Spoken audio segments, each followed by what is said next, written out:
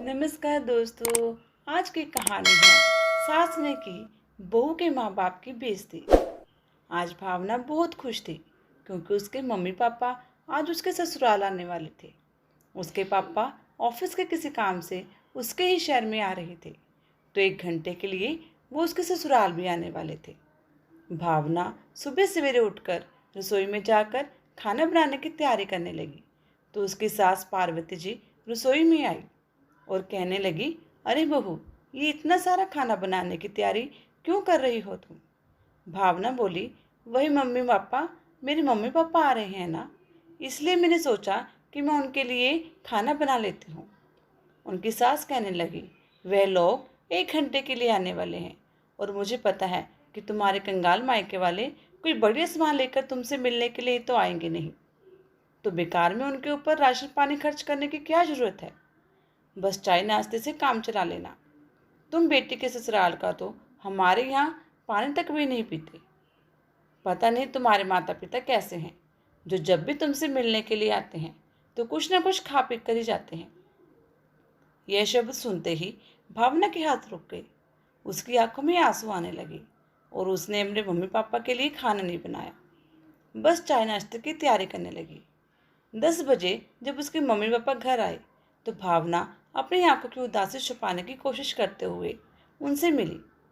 चाय नाश्ते के बाद उन लोगों ने मिठाई के डिब्बे टेबल पर रखते हुए कहा, बेटा, कुछ मिठाइयाँ लेकर आए थे हम। अच्छा, अब चलते हैं। जब वह लोग वहाँ से चले गए तो पार्वती जी मिठाई का डब्बा खोल खोल कर देखने लगी और अपने होंठ सिकोड़ते हुए कहने लगी, मैंने तुमसे कितनी बार कहा है कि अपने मम्मी पापा को घर मत बुलाया करो। ये कैसे घटिया क्वालिटी की मिठाई लेकर आए हैं वो लोग। कौन खाएगा इसे? हम तो इसे काम वाली बाई को भी नहीं देंगे। भावना की आंखों में आंसू आ गए और उसने मन ही मन सोच लिया कि अब वह कोशिश करेगी कि उसके मम्मी पापा उसके ससुराल ना आए। लेकिन वह ये सारी बातें सच सच बताकर अपने मम्मी पापा का दिल नहीं दुखाना चाहती थी, क्योंकि उसके मम्मी पापा को लगता था कि उसके पति पवन इससे अच्छे स्वभाव के हैं, तो सास ससुर भी उसके अच्छे साथ व्यवहार करेंगे और उनकी बिटिया रानी ससुराल में बहुत सुखी होगी। अभी वो सोच ही रही थी कि तभी उसकी नंद सीमा भी वहाँ आ गई और मिठाई का डब्बा देखते हुए नाक मुंह बनाते हुए कहने लगी, छी, ऐसी घटिया मिठाई कौन खाएगा मम्मी। भाभी के मायके वाले पता नहीं कहाँ से इतनी सस्ती मिठाई उठा कर लाते हैं। नंद और सास दोनों मिलकर मायके वालों का अपमान करने लगी, तो भावना अपने आंसू छुपाते हुए अपने कमरे में चली गई। उसके कमरे में जाते ही उसकी सास और नंद मिठाई निकाल कर खाने लगी। उन दोनों को मिठाई बहुत अच्छी लग रही थी, लेकिन बस उन्हें आदत थी कि भावना के मायके से आए हुए सामान में नुक्स निकालकर उसके मायके वालों को अपमानित करने की। वे लोग सिर्फ बातें बनाते थे कि हम यहाँ सारा सामान नौकरानी को दे देंगे, लेकिन सब कुछ वही लोग हजम कर जाते थे और भावना को भी कुछ भी नहीं मिलता था। खैर, समय बीता और भावना की नंद सीमा का रिश्ता तय हो गया। भावना धूमधाम से पार्वती जी अपनी बेटी की शादी करवाई। फिर भी उसके ससुराल वाले कुछ न कुछ कमी निकाल कर पार्वती जी को कुछ न कुछ सुना ही देते थे। खैर, पार्वती जी अब बेटी की माँ के किरदार में आ गई थी, तो सिर झुकाकर सब कुछ सुन रही थी। जब तक वह सास के किरदार में थी तो अपनी बहू के मायके वालों को सुनाया करती थी, लेकिन अब ऐसा लग रहा था जैसे सुनने की बारी उनकी आ गई है। शादी के बाद सीमा को भी ससुराल में उन्हें सारी चुनौतियों का सामना करना पड़ रहा था, जो चुनौतियां सास नंद ने मिलकर भावना के लिए तैयार की थी। अब पार्वती जी अपनी बेटी के लिए बहुत परेशान रहती थी। आए दिन वह रोना लेकर बैठी रहती थी कि मेरी बेटी इतनी अच्छी है, इतनी कार्यकुशल है, फिर भी उसके ससुराल वाले उसके गुण नहीं देखते हैं, बस उसकी कमियां ही देखते हैं। बस उसकी कमियां देख देख कर उसे ताने मारते रहते हैं। तब भावना सोच में पड़ जाती थी कि उसके साथ भी तो उसकी सास और नंद ने ऐसे ही व्यवहार किया था। तब ये समझदारी कहाँ चली गई थी। खैर, अब तो भावना सास और नंद के तानों को नज़रअंदाज करके जीना सीख गई थी, इसलिए उसे इन सब चीज़ों से ज़्यादा फर्क नहीं पड़ता था। एक दिन पार्वती जी को पता चला कि सीमा की तबीयत थोड़ी ख़राब है।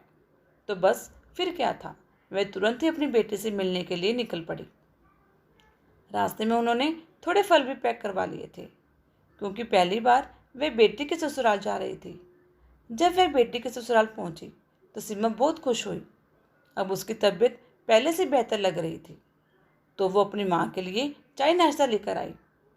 उन्होंने अपनी बेटी से कहा, बेटी, मैं तेरे लिए बहुत सारे फल लेकर आई हूँ, खुद भी खाना और अपने ससुराल वालों को भी खिलाना।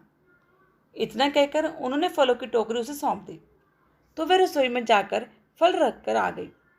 तभी उसकी सास ने रसोई में से उसे आवाज़ लगाते हुए कहा, बहू, जरा रसोई में तो आना।